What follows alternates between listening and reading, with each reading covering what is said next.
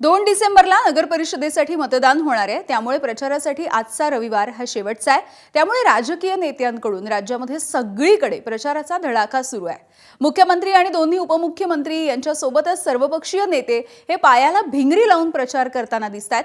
मुख्यमंत्री देवेंद्र फडणवीस यांनी कोल्हापूरसह अनेक ठिकाणी प्रचार सभा घेतल्या, तर उपमुख्यमंत्री एकनाथ शिंदे यांनी कोकणामध्ये अनेक ठिकाणी प्रचार सभा घेतल्या।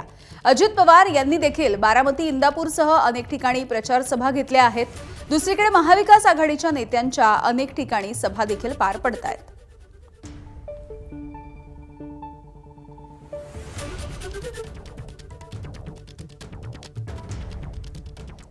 तर कोणते नेते नेमके कुठे प्रचार करतायत ते देखील जाणून घेऊया।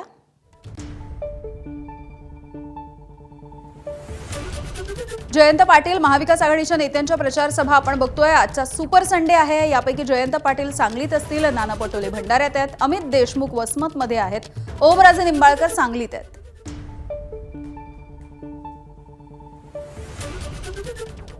तर महायुतीच्या नेत्यांच्या सभा आपण बघतोय। मुख्यमंत्री आणि उपमुख्यमंत्री सध्या प्रचाराचा हा धुरळा सध्या उडतोय। देवेंद्र फडणवीस हे कोल्हापूरमध्ये, एकनाथ शिंदे चिपळूण, लांजा, मालवण, वेंगुर्ले आणि सावंतवाडी म्हणजे कोकणात आहेत ते, आणि अजित पवार हे इंदापूर, दौंड, माळेगाव आणि बारामतीमध्ये आहेत। तर चंद्रशेखर बावनकुळे बुलढाणा आणि वाशिममध्ये, पंकजा मुंडे सिंदखेडमध्ये आहेत।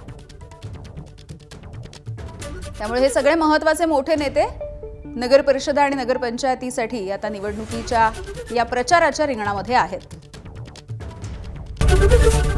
एबीपी माझा, उघडा डोळे बघा नीट।